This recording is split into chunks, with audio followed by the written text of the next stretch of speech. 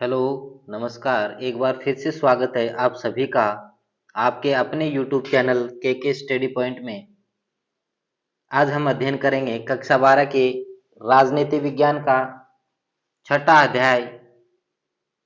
नई पुस्तक के अनुसार छठा अध्याय और इसका भाग फर्स्ट है वो पढ़ेंगे। पर्यावरण और प्राकृतिक संसाधन, इनके बारे में विस्तार से चर्चा करेंगे इस अध्याय में। समकालीन विश्व राजनीति पुस्तक का ये छठा अध्याय है। शुरू करते हैं आज का ये वीडियो। इससे पहले आप इस चैनल पे अगर नए हो तो इसे ज़्यादा से ज़्यादा लाइक, शेयर और सब्सक्राइब कीजिए। सबसे पहले इस अध्याय में हम पढ़ेंगे पर्यावरण और प्राकृतिक संसाधन, पर्यावरणीय आंदोलन, वैश्विक तापन, जलवायु परिवर्तन, प्राकृतिक संसाधनों का संरक्षण, इन सब के बारे में विस्तार से चर्चा करेंगे, पढ़ेंगे। पर्यावरण क्या है? सबसे पहला है पर्यावरण। पर्यावरण का मतलब क्या होता है? पर्यावरण जो है ये दो शब्दों से मिलकर बना है। दो शब्दों से मिलकर बना है, एक होगा परि और दूसरा कौन सा है? आवरण। इस प्रकार मिलकर क्या बनता है? ये पर्यावरण। परि का अर्थ क्या होता है? चारों ओर। परि का क्या अर्थ होता है? चारों ओर। और आवरण का अर्थ होता है ढके हुए। इस प्रकार पर्यावरण से तात्पर्य है चारों ओर ढका हुआ, मतलब उस सब कुछ से है जो किसी भौतिक अथवा अभौतिक वस्तुओं को चारों ओर से ढके हुए हैं, उसे हम क्या कहते हैं? पर्यावरण कहते हैं। पर्यावरण का अर्थ है उन सभी परिस्थितियों और उनमें प्रभाव से हैं जो किसी भी स्थान पर किसी समय मनुष्य के जीवन को प्रभावित करती है। पर्यावरण का एक अन्य अर्थ है उन सभी परिस्थितियों से हैं, उन स्थितियों से हैं और या प्रभावों से हैं जो किसी भी स्थान पे हो चाहे या किसी भी समय हो, मनुष्य के जीवन को किसी न किसी रूप में क्या करता है? प्रभावित करता है। उसे हम पर्यावरण कहते हैं। पर्यावरण की परिभाषाएं, पर्यावरण की परिभाषाएं क्या है? रोस के अनुसार रोस ने क्या कहा? पर्यावरण कोई भी वह बाहरी शक्ति है जो हमको प्रभावित करती है। इस प्रकार पर्यावरण से तात्पर्य है मनुष्य की चारों ओर की उन परिस्थितियों से जो उनकी क्रियाओं को प्रभावित करती है। रोस है वो कहता है कि पर्यावरण कोई बाहरी शक्ति है एक जो हमें प्रभावित करती है, और इस प्रकार पर्यावरण से मनुष्य के चारों ओर की उन परिस्थितियों से है जो उसको उनकी क्रियाओं को किसी न किसी रूप में प्रभावित करते हैं। उसके बाद में है प्राकृतिक संसाधन। प्राकृतिक संसाधन है वो कौन कौन से हैं? जो संसाधन हमें प्रकृति से मिलते हैं उसे प्राकृतिक संसाधन कहते हैं। प्रकृति से प्राप्त मनुष्य के उपयोग के साधनों को प्राकृतिक संसाधन कहते हैं। मतलब जो संसाधन किससे मिलते हैं? प्रकृति से मिलते हैं और मनुष्य के उपयोग वाले होते हैं, उसे प्राकृतिक संसाधन है कहते हैं। समकालीन राजनीति में पर्यावरण के चिंता के कारण क्या है? समकालीन राजनीति उसमें पर्यावरण की चिंता के क्या कारण है? देखो, कृषि भूमि में कमी होना। समकालीन जो राजनीति है उसमें पर्यावरण की चिंता के क्या कारण है? तो कृषि भूमि है उसमें कमी आ रही है धीरे धीरे। वैश्विक तापन में वृद्धि होना, ग्लोबल वार्मिंग है वो बढ़ रहा है, वैश्विक तापन है उसमें वृद्धि हो रही है।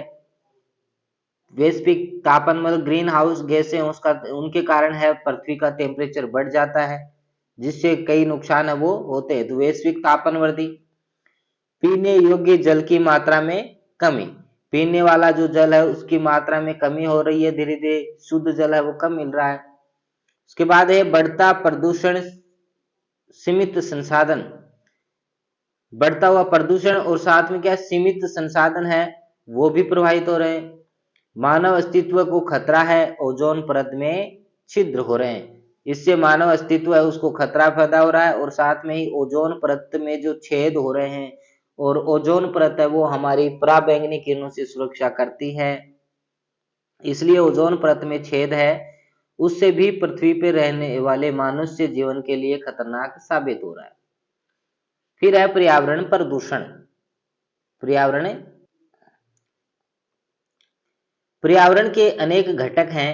इन सब घटकों के बीच परस्पर क्रिया है, प्रतिक्रिया द्वारा संतुलन स्थापित रहता है। पृथ्वी पे अनेक सारे जो घटक हैं, उन सब घटक हैं उनमें क्रिया और प्रतिक्रिया के द्वारा एक संतुलन बना रहता है। उससे उसे पर्यावरण में ही जीव अपना जीवन चक्र पूर्ण करते हैं, और इसी पर्यावरण में जीव है वो अपना जीवन चक्र पूर्ण करते हैं। जीवन चक्र जीने से लेकर मरने तक का चक्र है वो पूरा करते हैं। लेकिन यह है संतुलन बिगड़ने पर जीवों को अपना जीवन चक्र चलाने में अत्यंत कठिनाई होने लगती है। लेकिन इनका जो संतुलन है वो अगर नहीं बना रहता है, बिगड़ता है, तो उनके इस जीवन चक्र को पूर्ण करने में कुछ समस्याओं का सामना करना पड़ता है, कठिनाइयां होती है। अतः इस प्रकार के किसी घटक को वातावरण में कम या अधिक कर देना अथवा किसी अन्य प्रकार के पदार्थों का पर्यावरण में प्रवेश आदि ही पर्यावरण प्रदूषण है। संतुलन बिगड़ जाता है, पर क्रिया प्रतिक्रिया का संतुलन बिगड़ जाएगा तो जो जीव है उनके जीवन चक्र है वो उसमें कठिनाई महसूस होगी। और किसी घटक में अगर किसी घटक को पर्यावरण में वातावरण में कम या ज्यादा हो जाए, उससे भी अनेक प्रकार का जो समस्या है वो पैदा होती है, जिसे पर्यावरण प्रवेश है वो आदि सभी क्या कहलाते हैं, पर्यावरण प्रदूषण कहलाते हैं।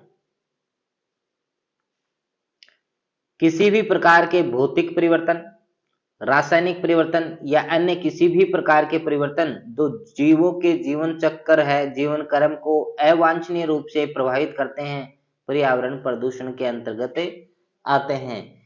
कोई भी कारक हो, भौतिक परिवर्तन हो, चाहे रासायनिक परिवर्तन हो, चाहे किसी अन्य प्रकार के परिवर्तन हो, अगर वो किसी जीव के जीवन चक्र को पूर्ण करने में कठिनाई महसूस करती है, अवांछनीय रूप से या प्रत्यक्ष या अप्रत्यक्ष रूप से अगर प्रभावित करती है, तो उसे पर्यावरण प्रदूषण के अंतर्गत ही आते हैं।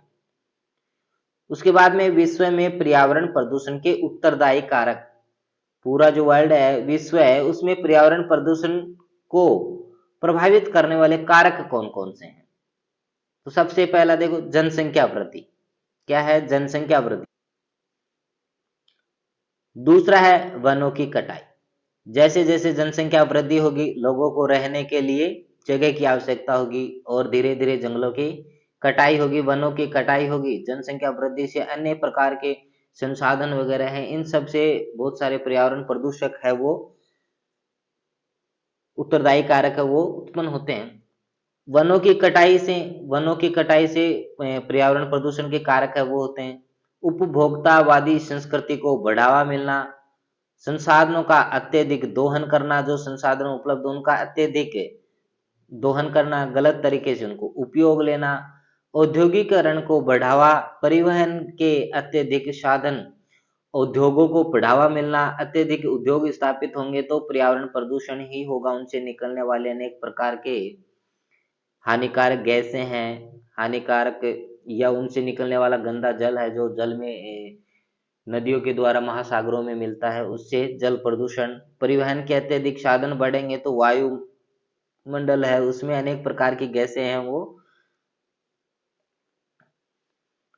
परिवहन मोटर गाड़ियों से निकलने वाली खतरनाक गैसें हैं, हानिकारक जो गैसें हैं उसका वायुमंडल में मात्रा बढ़ेगी, उनसे भी पर्यावरण प्रदूषण है वो अत्यधिक मात्रा में होता है।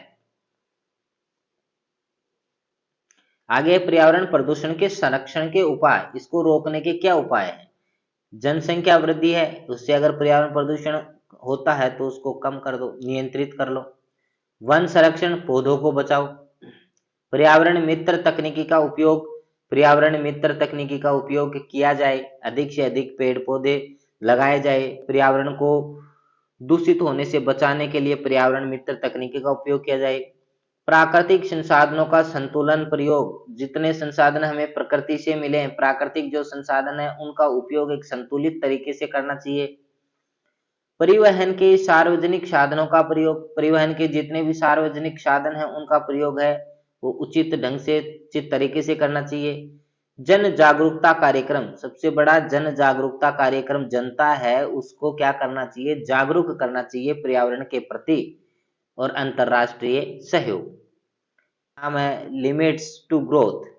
ये क्या है, वैश्विक मामलों में सरोकार रखने वाले विद्वानों के एक समूह ने, जिसका नाम है क्लब ऑफ रोम। जो समूह है, वैश्विक जो मामले, विश्व स्तरीय जो मामले हैं उनमें अपना योगदान देने वाले विद्वान हैं, उन लोगों ने एक समूह बनाया जिसका नाम है क्लब ऑफ रोम। इन्होंने ये समूह बनाया था 1972 में। कब बना था? 1972 में इन्होंने एक ये है समूह है वो बनाया। ग्रोथ, उस पुस्तक का नाम है लिमिट्स टू ग्रोथ, पुस्तक लिखी। और इस पुस्तक में बताया गया है कि जिस प्रकार से दुनिया की जनसंख्या बढ़ रही है उसी प्रकार संसाधन कम होते जा रहे हैं। जैसे जनसंख्या बढ़ रही है उस तरीके से हमें जो प्राकृतिक संसाधन है वो धीरे धीरे क्या होते जा रहे हैं, कम होते जा रहे हैं। और ये जो एक ग्रुप बनाया है समूह क्लब ऑफ रोम, ये 1972 में बना था। यूएनईपी क्या है? यूएनईपी क्या है ये? यूएनईपी संयुक्त राष्ट्र संघ की पर्यावरण कार्यक्रम से संबंधित एक अंतरराष्ट्रीय संस्था है। इससे पहले वाले चैप्टर में हमने अध्ययन किया था, चौथा चैप्टर था, उसमें हमने अध्ययन किया था अंतरराष्ट्रीय संगठन के बारे में। अंतरराष्ट्रीय संगठन में बहुत सारी एजेंसियां है वो कार्य करती है। उनमें एक एजेंसी है पर्यावरण कार्यक्रम से संबंधित है जिसका नाम है यूएनईपी, और इसका पूरा नाम United Nation Environment Programme. Full form है वो आपको याद करनी है। यूएनईपी की फुल फॉर्म क्या होती है? United Nation Environment Programme. United Nation Environment Programme संयुक्त राष्ट्र पर्यावरण कार्यक्रम है, और ये एक एजेंसी है जो इस पे कार्य करती है। इस एजेंसी का मुख्य कार्य क्या होता है? ये एजेंसी है, इसका कार्य क्या होता है, मुख्य क्या काम करती है? पर्यावरण से जुड़ी समस्याओं के लिए विश्व स्तर पर सम्मेलनों का आयोजन करवाती है ये एजेंसी। ये एजेंसी क्या करती है? पर्यावरण से जुड़ी हुई जितनी भी समस्याएं हैं उनका विश्व स्तर पे सम्मेलन है वो करवाती है। यूएनईपी का कार्य पर्यावरण पर वैज्ञानिक ज्ञान एवं सूचना को बढ़ावा देना, पर्यावरण से संबंधित, पर्यावरण को संरक्षित करने से संबंधित ये वैज्ञानिक ज्ञान को बढ़ावा देना और सूचना देने का कार्य करती है, वो यूएनईपी करती है। नेक्स्ट है, यूएनईपी का कार्य एक विश्वव्यापी नेटवर्क वैश्विक संसाधन सामग्री आधार की रचना के आधार पर तैयार करना है। यूएनईपी 175 से अधिक देशों में एकीकृत पर्यावरणीय सूचना सेवा दान कर रहा है। ये जो संस्था है अंतरराष्ट्रीय स्तर की, ये करीब करीब 175 से भी अधिक देशों में अपने पर्यावरणीय सूचना और सेवा देने का कार्य कर रहा है। यूएनईपी विश्व की स्थिति का आंकलन और अंतरराष्ट्रीय सहयोग की जरूरत वाले विषय की पहचान करती है। यूएनईपी है ये विश्व की स्थिति का आंकलन करती है और अंतरराष्ट्रीय सहयोग की किन को जरूरत है, किन विषय को लेकर जरूरत है, उनकी पहचान करने का कार्य भी ये करती है। यूएनईपी संयुक्त राष्ट्र संघ की सामाजिक और आर्थिक नीतियां एवं कार्यक्रमों में पर्यावरण विचारों को शामिल करने में सहायता देती है। यूएनईपी है ये क्या करती है? सामाजिक और आर्थिक नीतियां और कार्यक्रम में पर्यावरण के विचारों, जो भी कार्यक्रम आयोजन होते हैं उसमें पर्यावरण से संबंधित विचारों को शामिल करने में सहायता देती है। यूएनईपी तथा सागरों के बीच सागरों के बचाव के लिए कार्य करता है। ये यूएनईपी ने जैव विविधता, मरुस्थलीकरण, मौसम परिवर्तन पर संधियों हेतु वार्ता एवं उन्हें क्रियान्वित करने में भी मदद की, और यह उन संधियों के लिए प्रशासन एवं सचिवालय का कार्य कर रही है। यूएनईपी संस्था है ये क्या करती है? जैव विविधता को बचाने के लिए, मरुस्थलीकरण है या मौसम परिवर्तन से संबंधित संधियों को वार्ता करना और उसको कार्य, उस पे कार्य करना, क्रियान्वित करना, में मदद करती है और उन संधियों के लिए प्रशासन एवं सचिवालय का कार्य करती है। और जो संधियां होती है उनके लिए ये सचिवालय का या प्रशासन का कार्य है वो करती है यूएनईपी संस्था। आगे है रियो सम्मेलन या पृथ्वी सम्मेलन। रियो सम्मेलन या पृथ्वी सम्मेलन सन 1992 में संयुक्त राष्ट्र संघ का पर्यावरण और विकास के मुद्दों पर केंद्रित एक सम्मेलन ब्राजील में हुआ, जिसको रियो डी जेनेरिया में हुआ था और इसे पृथ्वी सम्मेलन के नाम से जानते हैं। कहा जाता है इस सम्मेलन में 170 देशों ने भाग लिया और हजारों स्वयंसेवी संगठन तथा अनेक बहुराष्ट्रीय कंपनियों ने भी भाग लिया।